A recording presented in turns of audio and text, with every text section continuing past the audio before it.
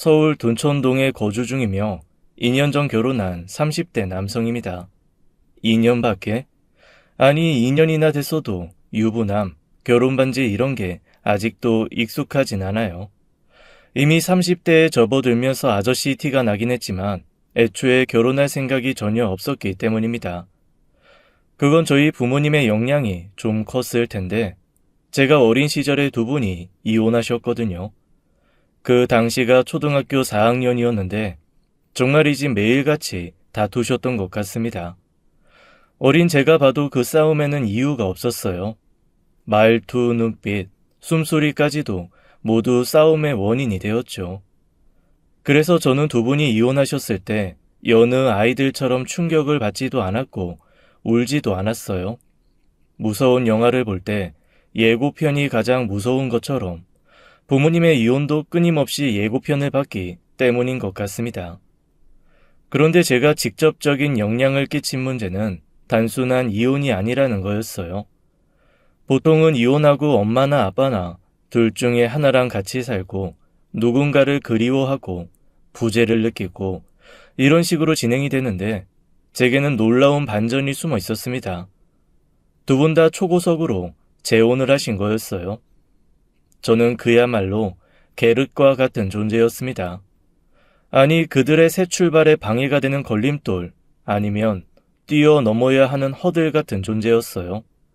새 출발을 하면서 빠르게 달리되 저를 쓰러뜨리거나 건드리지 않고 지나가야 우승하는 그런 경기 같았죠. 두 분은 초반에 얼마간은 저를 맡긴 했지만 2년 정도 지나자 서로 미루기에 바빴어요. 왜냐하면 각자 아이가 생겼기 때문입니다. 행복한 결혼의 시작이나 축복 속에서 저는 전 남편, 전 아내의 흔적에 불과했을 겁니다. 우습게도 두 분 다 저를 보고 넌 어쩜 잘하면서 네 아빠랑 똑같니 하고 말대꾸하는 걸 보니 지 애미를 쏙 빼닮았네 하시더군요. 제겐 두 분의 모습이 존재했지만 그 누구도 인정하지 않았던 겁니다. 그렇게 저는 중학생이 되고 나서 혼자 살기 시작했어요. 각자 돈을 차출해서 저를 내보내기에 급급해진 겁니다. 고작 중학생이었지만 저더러 이미 다 컸다고 옛날에는 장가도 갔을 나이라고 했던 두 분의 목소리는 시간이 흘러도 잊혀지지가 않았어요. 당연히 이런 제가 자라면서 결혼에 대한 가치관이 제대로 확립되었을 리가 없었습니다. 결혼이란 단어 하나로도 무력했던 어린 시절로 돌아가는 기분이 들었으니까요. 혼자 밥하고 청소하고 빨래하고 공부도 해야 했습니다. 몸이 아파도 혼자 참고 견디는 법을 알았고요. 제게 일어난 그 어떤 일에도 두 분은 늘 언성을 높였기에 그 소리가 듣기 싫었던 까닭입니다. 몸이 아프면 누굴 닮아서 잔병치레하는지, 사고가 나면 누굴 닮아서 덤벙거리는지, 서로가 서로에게 책임을 묻던 부모님은 제게 더 이상은 어른이 아니었어요. 그렇기에 더더욱 저 스스로 알아야 해야 했습니다. 그런 시간이 쌓이고 쌓여 저는 어른이 되었고 몇 번의 짧은 연애를 했고 막상 결혼할 나이가 되어서는 연애조차 어려워졌어요. 결혼 이야기와 동시에 당장이라도 뛰어나가고 싶은 본능이 터져 나왔기 때문입니다. 그런 저와 연애를 시작한 지금의 아내는 뭔가 많이 달랐어요. 좀 특이하다고 해야 할지 재미있다고 해야 할지 종잡을 수 없는 사람이었죠. 일단 아내는 굉장히 솔직했어요. 한 번은 제 부모님에 대한 이야기를 해줬는데 한참을 묵묵하게 듣더니 무심한 표정으로 말했습니다. 그럼 둘 다 닮은 거네. 아니, 서로 닮았다고 하면서 양심도 없나? 아니, 그렇잖아. 자기들이 낳은 자식이니까 당연히 닮았지. 가족욕을 하면 제 얼굴에 침 뱉는 거라는데 자식욕을? 그 정도면 침을 뱉고 나서 자기 얼굴에 문지르는 것 같은데? 그런가? 하긴 둘 다 닮긴 했지. 그래서 결혼은 별로라는 거였구나? 하긴 나라도 그러겠다. 근데 말이야, 오빠는 왜 그 인간들이 물려준 걸 다 가져? 그게 무슨 말이야? 무슨 뜻인지 모르겠는데. 핏줄이라 어쩔 수 없고 얼굴이야 어쩔 수 없지. 닮았는데 어째.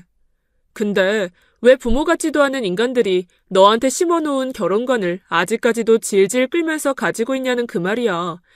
그들이 너한테 물려준 다른 건 어쩔 수 없어도 적어도 생각과 가치관, 그것만은 물려받지 마. 오빠는 그 사람들을 답습할 필요가 없어. 순간 그 말을 듣는데 소름이 쫙 끼쳤어요. 인정해야 했습니다. 저도 모르게 그들이 심어 놓은 걸 따라가고 있다는 걸 말이에요. 아내는 제 눈을 똑바로 바라봤습니다. 저는 그 사람의 그 올곧은 시선이 좋았어요. 어디로 가야 할지 알고 목표와 신념이 뚜렷한 그 당당한 말이죠. 그 사람들이 오빠 생각을 지배하게 만들지 마. 결혼? 그런 건 사실 안 해도 그만이지. 요즘 세상에 뭐 어때? 근데 굳이 내가 아니라도 그 사람들 때문이라는 말은 그만해. 자꾸 그렇게 말하면 진짜가 되는 거야. 그 인간들한테 네 인생 끼워 맞추지 말라고. 오빠는 그럴 자격 충분해. 혼자서 잘 버텼고 이제까지 잘 자랐으니까 그들이랑은 달라. 그래, 그건 네 말이 맞는 것 같다. 난 왜 그런 말을 했을까? 이제까지 버릇처럼 또 핑계처럼 그런 이유를 당당하다고 생각했는데.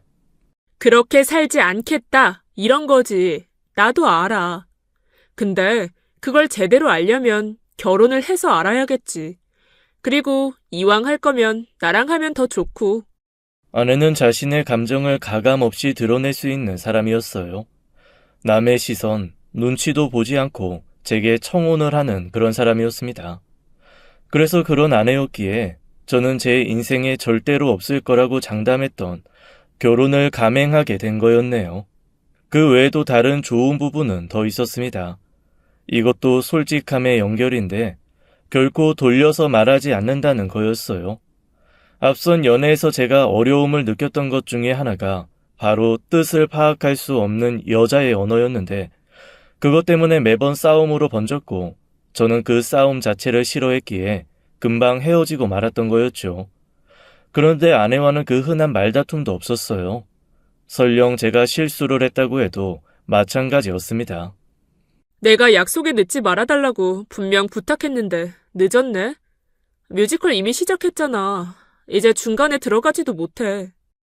정말 미안해. 갑자기 처리해야 할 업무가 생겼어.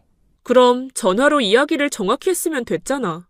그게, 네가 보고 싶다고 했던 거니까 어떻게든 맞춰보려고. 설령 내가 못 보면 미칠 것 같다고 해도 이런 식은 싫어. 오빠도 나도 일이 우선이 되어야지. 물론 뮤지컬 좋지.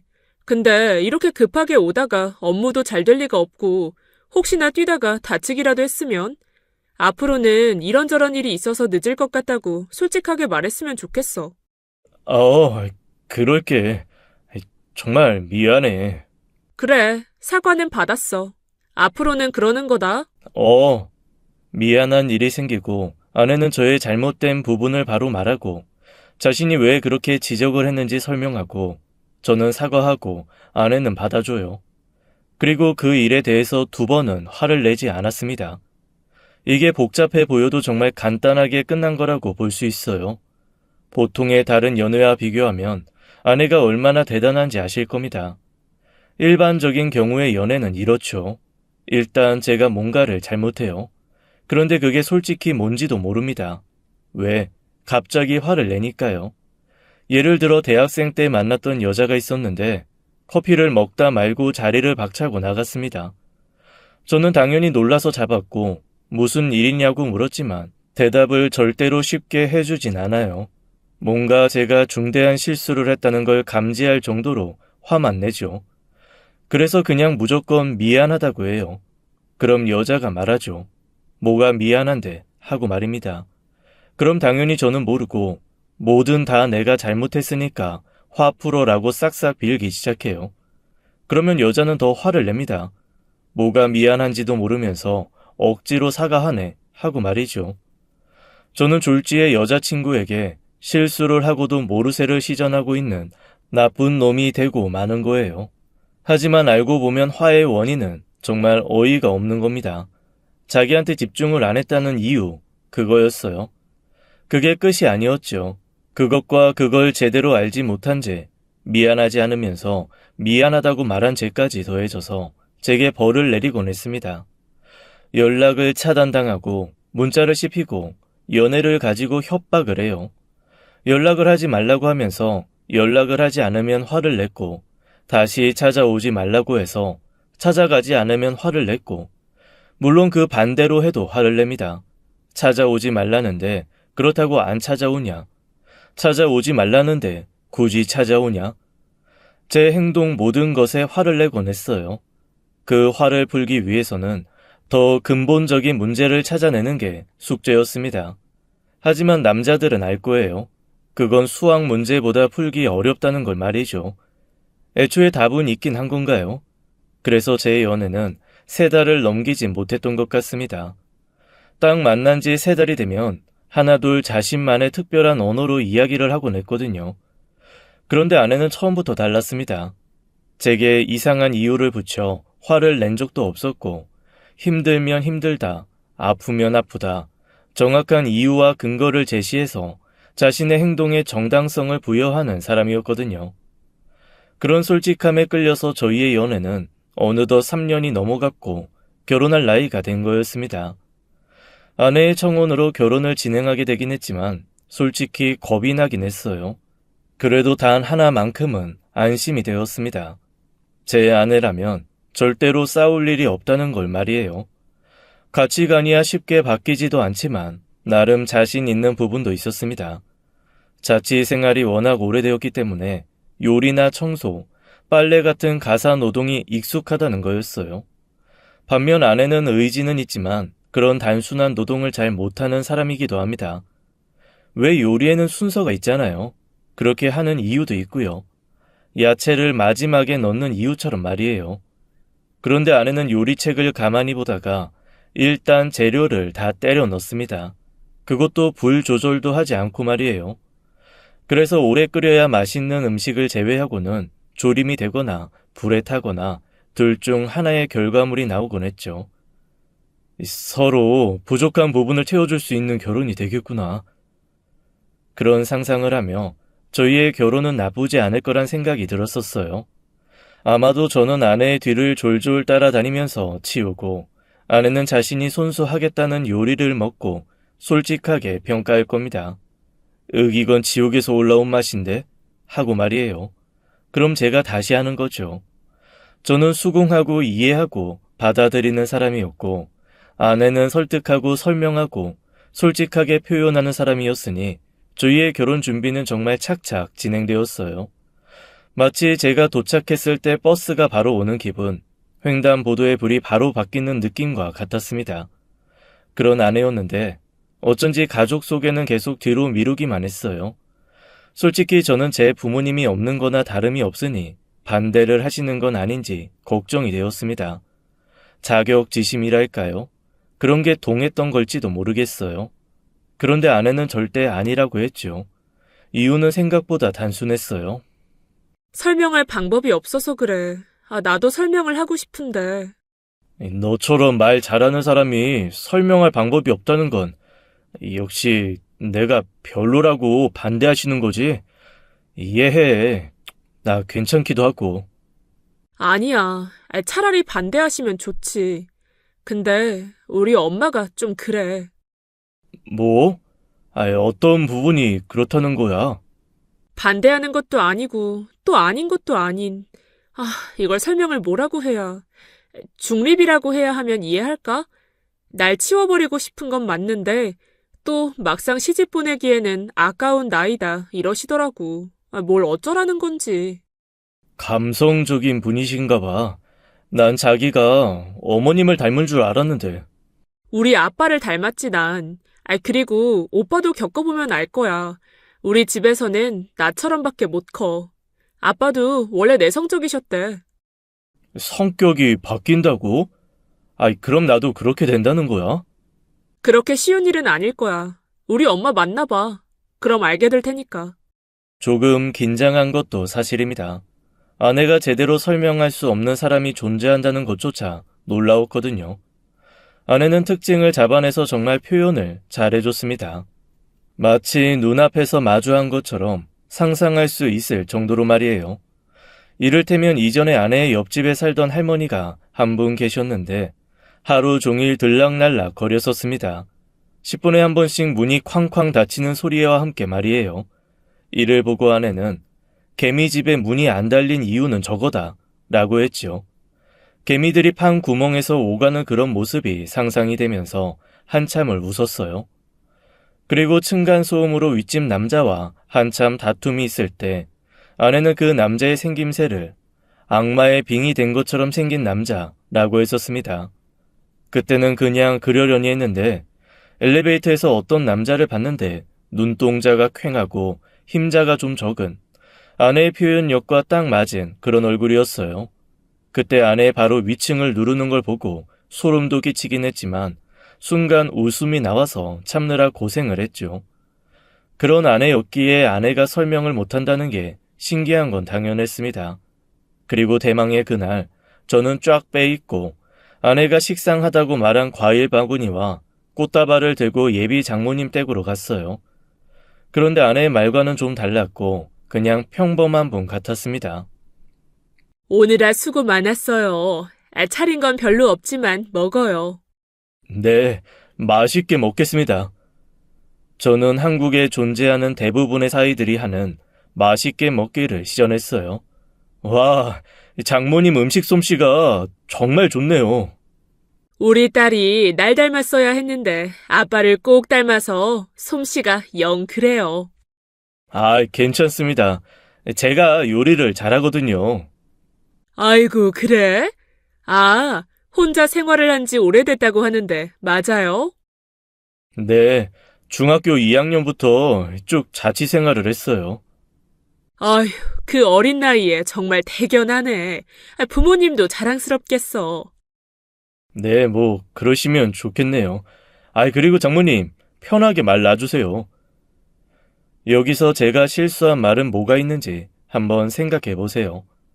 처음에는 전 결혼 준비를 하면서 장모님이 제게 화가 났다는 말을 듣고 정말 당황스러웠습니다. 단 한 번의 인사에 불과했는데 제가 저지른 실수가 뭔지 추측이 되지 않았거든요. 혹시 과일을 좋아하지 않으신가? 꽃가루 알레르기가 있나? 그건 아내에게 물어보니 아니라고 했죠. 그래서 생각했던 건 장모님과의 식사 자리에서 오간 대화였어요. 정말 온 우주의 기운을 담아서 기억해냈고 가장 마음에 걸리는 게 아내가 요리를 못한다는 말에 동의한 부분이었습니다. 아무래도 자신의 딸을 낮춰서 말을 했는데 제가 눈치 없이 그걸 덥석 받아버린 게 불쾌함으로 다가온 것 같았어요. 하지만 저를 따로 부른 장모님의 말은 제 추측과는 한참을 빗나가 있었습니다. 솔직히 난 좀 서운하네. 내가 아무리 차린 게 없다고 했지만 갈비에 장조림에 고기국까지 했는데 그걸 네 하고 대답하나? 아휴, 내가 생각할수록 괘씸하고 화가 나서 견딜 수가 없어서 찾아왔어. 아니, 그때 네라고 한 건 먹으라는 말에 대답을 한 거라서요. 보통 사위들이 자네처럼 일어나? 죄송합니다. 제가 말을 실수를 했나 봐요. 긴장이 되고 그래서요. 핑계야. 그거 다 핑계라고. 대답을 이래서 했다. 긴장이 됐다. 입장 바꿔보면 답이 나오지 않나? 잘못을 했으면 사과를 하고 사과를 받을지 말지는 내 뜻인 거지. 어려운 자리라면서 감사할 줄은 모르고. 이래서 부모 없이 자란 애들은 티가 난다고, 티가. 솔직히 그때까지만 해도 그냥 장모님이 제 가정 환경 때문에 아무거나 걸고 넘어지는 거라고 생각했어요. 대화 내용을 봐도 그런 쪽이 확실했고요. 이런 부분은 저 역시 각오한 거라서 앞으로 잘하자는 생각만 했습니다. 그렇다고 반대를 하지 않은 걸 보면 적어도 희망이 있다. 이렇게 생각이 된 거였어요. 아내는 이에 그냥 신경 쓰지 말라고 했지만 그럴 수는 없었습니다. 자기도 알잖아. 나 부모 없이 자란 거. 그래서 결혼하면 난 장모님 모시고 살아도 괜찮아. 정말 그 각오로 자라고 싶어. 내 부모님처럼 그렇게 대하고 싶고. 내 입장은 그래. 뭐? 그런 포부는 언제 키운 거야? 난 절대로 싫어. 절대로. 어? 아이, 보통은 좋아하지 않나? 엄마랑 나랑은 안 맞아. 그리고 엄마도 나랑은 살기 싫다고 할걸? 혹시 사이가 안 좋거나 그래? 아이, 솔직하게 말해봐. 중재자 역할을 생각하지 마. 그리고 사이 안 좋지 않아. 말했지? 그냥 나랑 안 맞는다고. 부모 자식 간의 유대? 물론 있지. 결혼하면 불효자도 효자가 되는 게 유대감이긴 해. 근데 나는 딱 적정선 유지하면서 거리 두고 살 거야. 아프시거나 혼자 더 살지 못하게 되면 그때는 뭐, 그때 의논해 보는 거고. 그래? 아이, 난 이 이야기하면 자기가 엄청 좋아할 줄 알았어. 마음만 좋다고 받을게. 머리는 아니니까 안 받고. 엄마는 좀 뭐랄까? 좀 복잡한 분이셔. 무슨 말을 하면 늘 빙빙 돌려서 하고 또 서운한 건 담아놨다가 갑자기 뻥 하고 터트리는 편이지. 그거 오빠가 다 못 맞춰. 그래도 최선을 다해보는 거지. 잘해드리고 싶어. 착한 며느리병만 있는 줄 알았더니 사위병도 있나 보네. 나중에 후회하지 말고 내 말 듣는 게 좋을 텐데, 어? 일단은 내가 조건이 좀 그러니까. 아이, 그리고 진심이야. 그럼 해본다니까 말리진 않을게. 내가 한 가지 팁이 있는데 엄마가 한 말 반대를 생각해봐. 그럼 얼추 답이 맞긴 하더라. 그러니까 장모님이 아이, 반어법을 쓰신다는 건가? 그치. 차린 게 없다 하면 아니다. 너무 많다. 이렇게 대답하는 거지. 와, 아, 진짜 좋은 아이디어다. 고마워. 너무 애쓰지는 말고, 어? 그때 아내의 경고를 들었어야 했는지 모르겠네요. 후회라고 할 건 없지만 제 노력이 엇나갔다는 건 확실했습니다. 결혼식을 진행하면서 저는 장모님께 크고 작은 실수를 계속했기 때문이었어요. 가장 먼저 신부 화장에 관한 부분을 의논하던 와중에 메이크업 숍에서 장모님도 함께 머리와 화장을 하자고 했습니다. 헌데 장모님은 정확히 비싸서 안 가. 다 늙어서 피부 처졌는데 여기서 화장을 하나 저기서 하나 똑같아 라고 말씀을 하셨어요. 그래서 저는 일단 거부인가 아니면 더 비싼 곳으로 해달라는 건가 하다가 결국 안 가의 반대인 간다가 정답인 걸 알아차렸습니다. 아내가 알려준 팁은 꽤 유용했고 이제 칭찬받을 일만 남았다고 그렇게 생각했어요. 하지만 정답이 아니었습니다. 이건 뭐랄까 응용 문제였어요. 언어 영역에 보면 그런 거 있잖아요. 작자의 의도를 파악하는 문제, 숨겨진 해석 같은 문제 말이죠. 거기서 중요한 밑줄이 그어질 부분은 피부가 처졌는데 였습니다. 그 말을 장모님의 언어로 풀이하자면 피부과에 가고 싶다로 해석을 해야 하는 거였어요. 분명 아내의 공식으로도 도출해낼 수 없는 부분이었죠. 이런 갑작스러운 고난이도 문제는 제 머리를 혼란스럽게 만들기 충분했습니다. 심지어 장모님은 제게 제대로 말을 했는데 무시했다고 우시기까지 했거든요. 이렇게 설명을 들었지만 제가 정말 바보인 건지 뭐가 잘못됐는지 솔직히 알 수가 없었습니다. 무엇보다 제가 좀 단순한 편이기도 하고 이전에 얼마 없는 연애 경험과 아내에게 익숙해진 부분들로 인해서 알아차리는 건 너무 힘들었어요. 하지만 속으로 다짐했죠. 앞으로 비슷한 문제는 절대로 틀리지 않겠다고 말이에요. 그리고 얼마 가지 않아 비슷한 문제가 나왔습니다. 한복을 대여하러 갔던 장모님이 내가 언제 이렇게 살이 불었지? 한복 태도 안 나고 라고 말하셨어요. 그래서 이때다 싶었습니다. 저는 바로 다이어트 한약을 샀어요. 그리고 욕만 바가지로 얻어먹었습니다. 살찐 장모가 부끄러워서 그러냐고 말이에요. 정말 미칠 것 같아서 혼자 머리카락을 몇 번은 뜯었습니다. 이를 보다 못한 아내가 풀이에 나섰어요. 그니까 우리 엄마가 피부가 처져서 메이크업 비싸게 안 받겠다. 그 말이 피부과 시술을 좀 끊어달라는 말이라서 응용을 했다? 살이 불어서 한복태가 안 난다고 하셨잖아. 그러니까 다이어트 한약. 얼추 비슷하게 하긴 했는데 이번에는 아니야. 피부는 피부과, 살은 다이어트. 아니야? 한약도 엄청 비싼 건데. 상황을 먼저 봐야지. 엄마가 원한 건 아마도 한복을 새로 하는 거지. 그거야? 그거였구나. 맞네.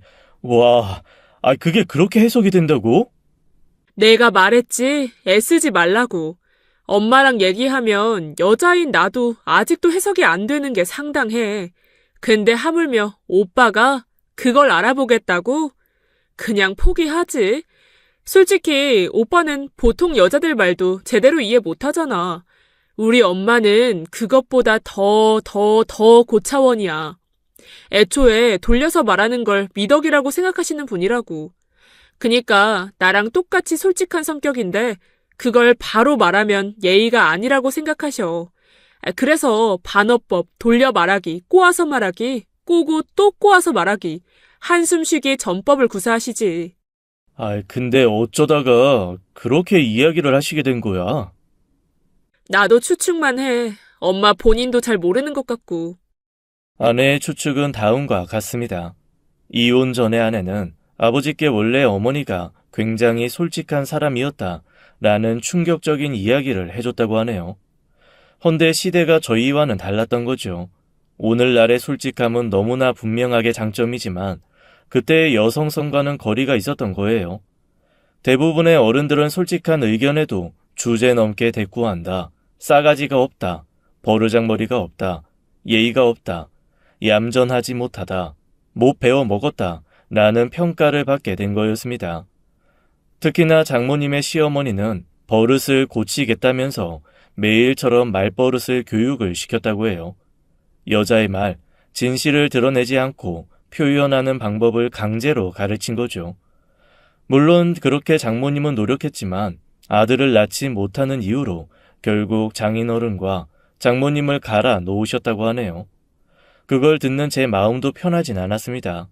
그렇게밖에 할 수 없었기에 습관이 된 건 아닐까. 장모님은 이혼의 이유가 자신의 말버릇 때문이라고 생각하시는 건 아닐까 하는 생각이 들었거든요.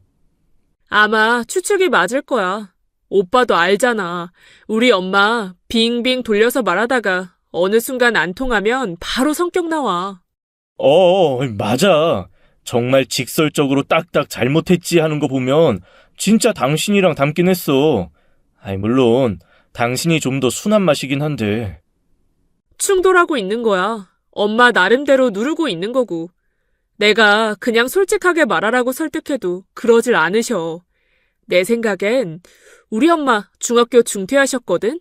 그게 원인이 아닐까 싶어. 못 배웠다는 말에 민감하시기도 하고. 예의, 교양, 이런 건가? 그치. 할머니가 얼마나 잡아댔으면 저럴까 안타깝기도 하고. 이젠 안 그래도 되는데 저러시는 게 답답하기도 하고 그래. 어쨌든 앞으로는 그만 신경 쓰고 그냥 적당하게 그렇게 잘 해드려. 그 이야기를 듣고 내가 어떻게 가만히 있어. 그건 아니지. 결혼한 지 1년이 넘었는데 아직도 포기를 못하네. 사위병에도 약이 없나 봐. 모르겠습니다. 일종의 오기였는지도. 오히려 그 이야기를 듣고 더 잘해드리고 싶다는 생각만 들었거든요.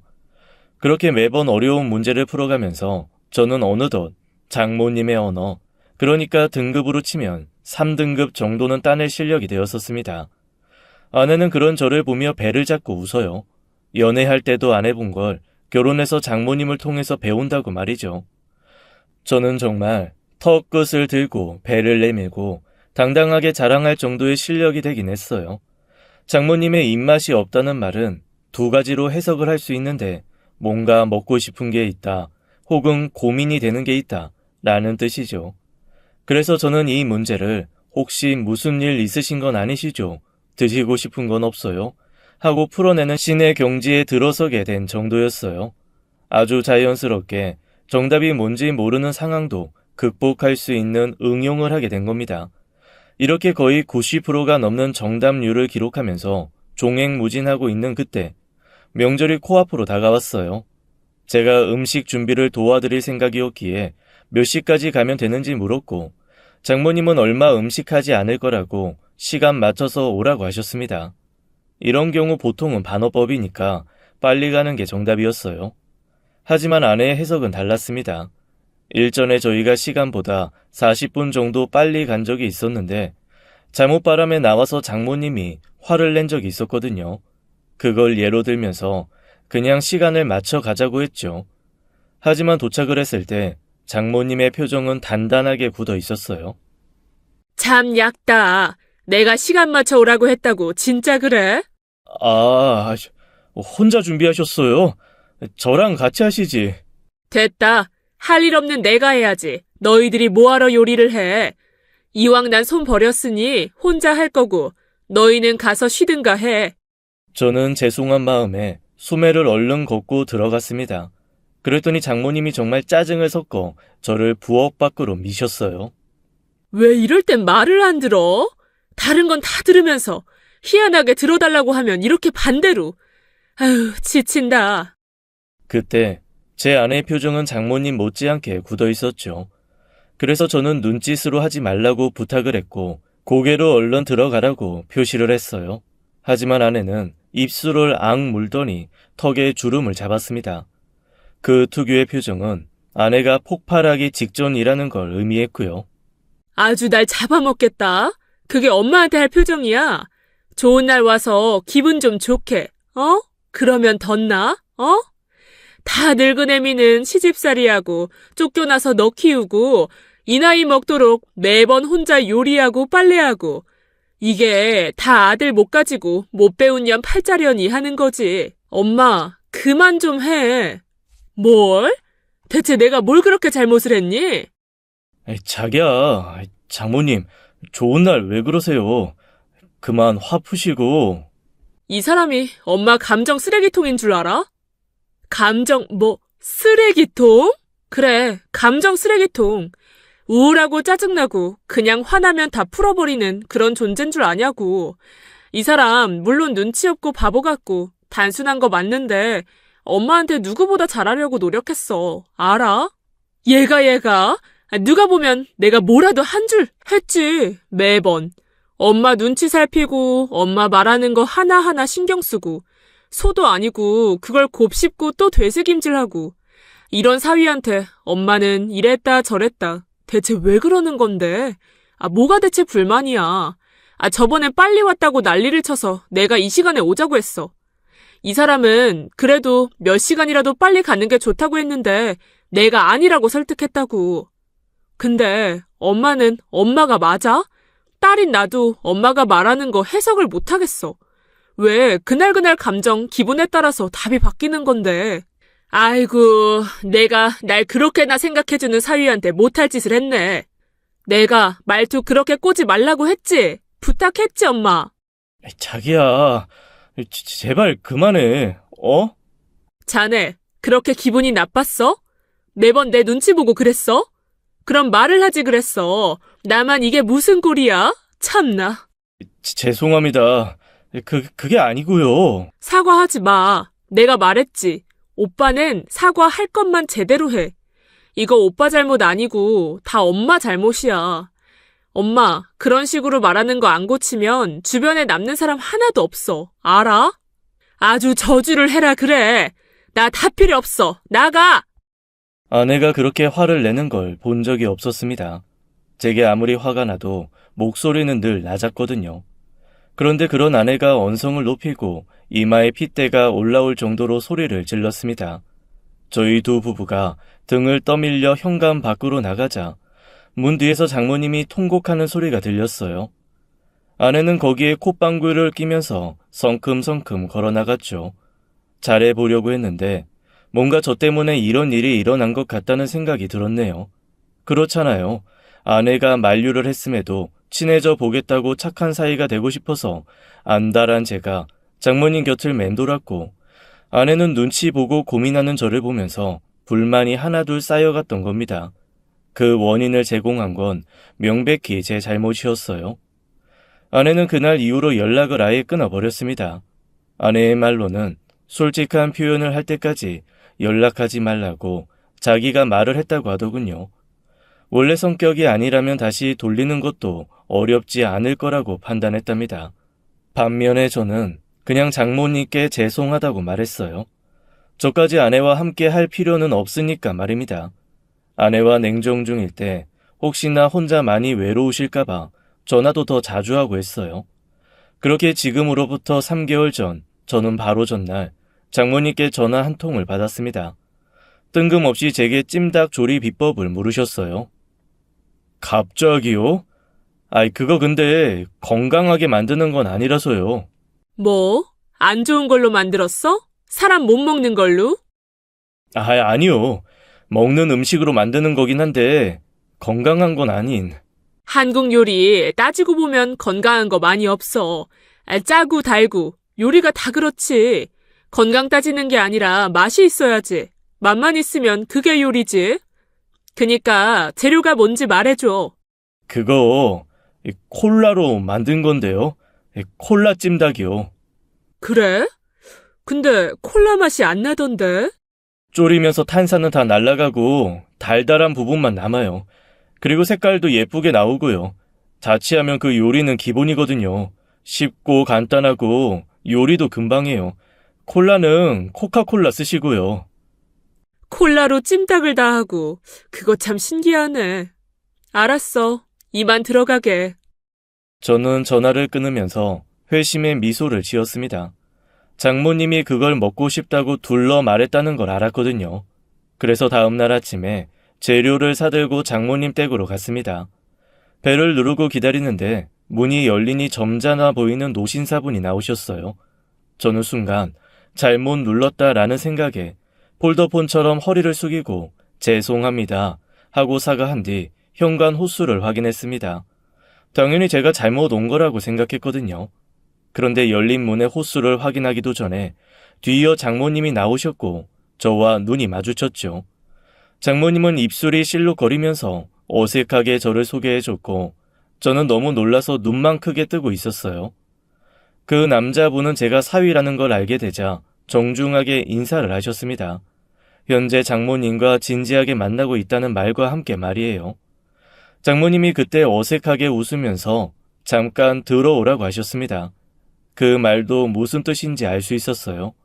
저는 장모님 언어 3등급이니까 말이에요. 여기서 들어와라는 반어법으로 해석되고 잠깐이란 단어가 들어갔기에 전체 해석을 해보면 당장 눈치껏 빠져라, 바쁘다는 핑계로 나가라 라는 뜻이었어요. 하지만 전 들어갔습니다. 호기심 때문에 어쩔 수가 없었어요. 자네 바쁘지 않은가? 원래 일하는 시간일 텐데. 해석하면 당장 눈치 없이 굴지 말고 꺼져라 는 말이었죠. 네, 그런데 연차를 사용하고 이렇게 찾아왔어요. 연차? 그래. 그래도 모처럼 쉬는데 굳이 여기를. 해석을 하면 말귀 못 알아쳐먹었냐, 얼른 꺼져라 라는 뜻이었어요. 저 할 일 없고 잠도 없고 오늘 시간 많습니다. 식탁에는 미역국과 제가 가르쳐준 콜라 찜닭이 놓여 있었습니다. 그리고 중앙에는 케이크가 있었는데 초가 딱 하나가 있었어요. 저는 그 초의 정체가 1주년을 말하는 걸 듣게 되었습니다.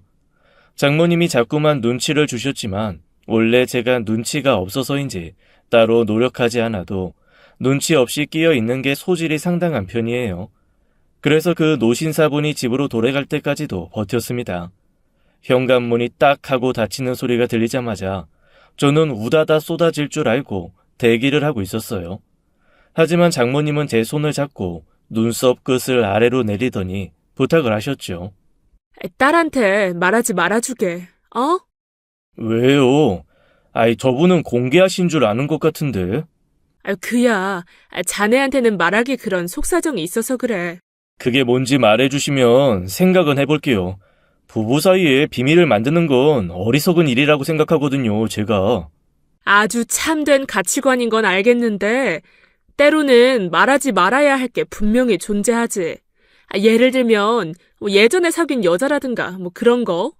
이미 저 연애 경험 거의 없는 거 안 사람도 잘 알아요. 아내가 저더러 호구새끼라고 했거든요. 제가 만나면 매번 가방을 털려서요. 저희는 비밀 없어요, 절대로. 왜 한 번에 말귀를 못 알아들어? 난 말해주고 싶지 않고 자네는 내 사위고 난 장모야. 비밀로 해주라면 해줘야지.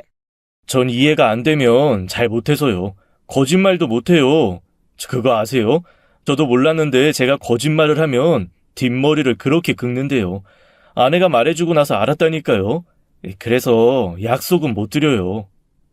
정말 자네 이럴 거야? 어른 놀려! 아, 그럼 알았어요. 최대한 비밀로 하겠습니다. 하고 말하면서 저는 뒷머리를 벅벅 긁었습니다. 야! 아니, 자네! 정말 몹쓸 사람이구만. 장모님이 결국에는 이야기를 털어놓으셨어요. 이전에 제 아내가 중학생 무렵 딱 한 번 재혼을 할 남자를 데려왔다고 하면서요. 결혼식을 올리기도 약속까지 했기에 일단 살림을 합쳤는데 그 남자가 술만 먹으면 장모님과 아내를 때렸다고 합니다. 물건도 부시고 그만 나가달라고 하면 자는 사이에 집에 불을 질러서 죽여버린다는 협박까지 서슴지 않았다고 해요. 결국 경찰이 와서야 해결이 되었는데 그 기간만 2달 걸렸다고 합니다. 그러한 이유로 재혼이라는 말에 아내가 굉장히 예민한 반응을 보이기도 하고 그 이후로 사이도 급격하게 나빠졌다고 해요. 때문에 교제를 한 지 1년이 된 시점까지도 계속 비밀에 붙였다고 합니다. 아무래도 나만 보면 한숨 쉬고 딸아이가 날 싫어하는 건 알아. 근데 내 욕심으로 애 상처 주고 싶지도 않고 내가 저 사람 정리할 테니까. 그니까 그때까지 날 좀 봐주면 안 되겠나? 정리하실 필요 없는 것 같은데요. 대신 조건이 있어요. 조건? 그게 뭔가? 앞으로 돌려서 말하기, 꼬아서 말하기, 반대로 말하기 다 하지 말아주세요. 솔직하게 말해주세요. 그리고 아내한테 전화하셔서 솔직하게 말하겠다고 노력한다고 해주시고요. 그렇게까지? 무슨 사과야, 자식한테. 하세요. 아니면 저 말할 겁니다. 진짜요. 협박이긴 했지만 효과는 확실히 있었어요. 아내는 사과를 받고 이렇게 표현했습니다. 해가 동서남북에서 동시에 뜨겠네 라며 서쪽 한 번으로는 성에 차지 않는다고 했어요. 물론 제대로 잘한 건 아니었습니다. 아무래도 오랜 세월 그런 버릇이 들었으니 말하다가도 멈칫, 말을 다 하고도 흠칫 놀라고 했거든요.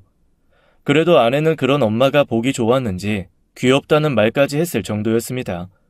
부모와 자식 간이라고 하기에는 어딘가 절제된 부분이 있는 아내에게서 나올 수 있는 최고의 말이기도 했고요. 장모님은 제 눈치도 연신 살피셨습니다. 혹시나 자신이 말실수를 했는지 예전에 저처럼 곱씹는 것 같았어요. 그런데 잘 유지하고 계시다가 장모님의 생일에 일이 터지고 말았습니다. 이건 저도 어머니도 의도한 게 아니었어요. 노력하는 어머니를 위해 아내가 깜짝 선물을 하기 위해 방문한 게 화근이 되었던 겁니다.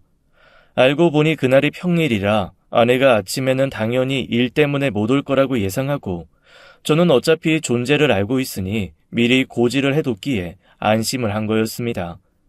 그래서 남자분을 초대했고 막 음식을 다 차리고 벨이 울려서 문을 열어줬는데 현관 앞에 아내가 짜잔하고 서 있었던 겁니다. 저도 아내가 깜짝 파티를 한다는 문자를 보냈을 때 뒤늦게 반차를 내고 급하게 갔는데 상황은 이미 벌어져 있었어요. 그때 현관 문 앞에 그 남자분이 서 계셨고 아내는 화를 내며 소리를 질러대고 있었습니다. 그리고 장모님은 너무 놀랐는지 그 자리에서 굳어 계셨어요. 전체적인 상황이 그랬습니다. 들어오려고 하는 아내를 장모님은 다급하게 막았고 그런 다급한 상황이다 보니 돌려 말하기, 꼬아 말하기가 다 나온 거였어요. 그래서 한참 아내와 다툼이 시작되었는데 그 노신사가 나타난 겁니다. 누구냐고 추궁하는 아내에게 장모님이 둘러댄다는 건 최악이었죠. 나 좋다고 따라다닌 영감인데 다 늙어서 주책이고 상스럽다. 정말 안 왔으면 좋겠다. 라고 말했던 거였어요. 당연히 그분은 충격을 받은 상태로 문 앞에 서 계시다가 돌아가셨고 그분이 사라지자 장모님은 얼음땡 놀이에서 풀린 것처럼 이내 울기 시작한 겁니다. 아내는 그런 엄마에게 질렸다면서 소리를 지르고 나갔어요. 자네, 일부러 이랬지? 일부러. 정말 아니거든요. 괜히 저 잡고 그러지 마세요. 저도 아까 문자 받고 바로 온 거예요. 아내는 장모님이 노력하는 것 같다고 몰래 그런 것 같은데. 둘이 짰지? 짠 거야. 맞지? 진짜 해도 너무하세요. 장모님 딸이잖아요. 딸을 몰라요? 아내가 알았으면 전화로 이미 물어봤어요. 그 남자분이랑 직접 만나겠다고 전화번호 달라고 할 사람이라고요. 아니에요? 어떡해. 어쩌면 이래. 남 탓하지 마세요. 이야기 들어보면 장모님이 잘못하셨잖아요. 다 알아들었을 거야. 괜찮아. 장모님은 그런 식으로 넘어가려는 게 가장 문제예요. 사람은 말로 하지 않으면 몰라요. 그런데 왜 그걸 그렇게 써요? 저 부모님이 저 버리고 결혼 안 한다고 했을 때 아내가 뭐라고 절 설득했는지 알아요? 그 인간들이 저한테 영향 주는 걸 받지 말라고, 유전자나 얼굴은 어쩔 수 없어도 그 인간들의 기억도 받지 말라고요. 저는 고개만 가만히 숙인 장모님에게 힘을 주어 이어 말했습니다. 장모님 시집살이 한 이야기 들었어요. 원래는 솔직하신 분이었다는 것도. 그 사람들이 뭐라고 했든 그거 받지 마세요. 장모님 인생에 어떤 영향도 끼치지 못하도록 그냥 두세요. 그들이 계속 남아있는 기분 안 들게요. 제 말에, 아니 정확히 아내의 말은 효과가 있었어요.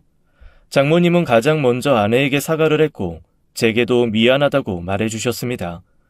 그리고 아내를 따로 만나서 만나고 있는 분에 관한 이야기를 해주셨다고 들었어요.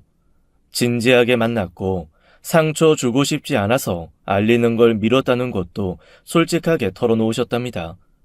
그리고는 마지막으로 그 분을 찾아가서 며칠 동안 잘못을 빌었다고 해요.